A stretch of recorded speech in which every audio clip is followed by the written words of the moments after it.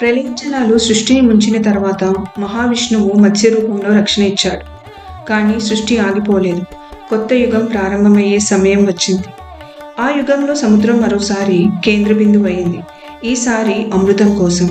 సమతుల్యత కదిలిపోయినప్పుడు మళ్ళీ అవతరించాడు ఆయన.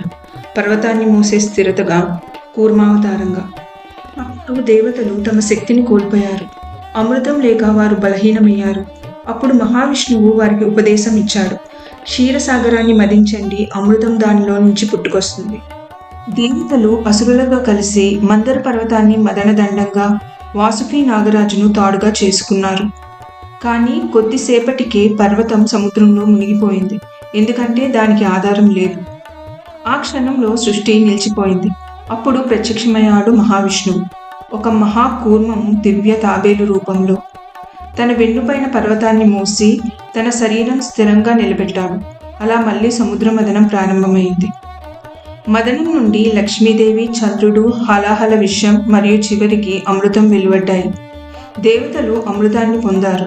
జీవం తిరిగి ప్రకాశించింది.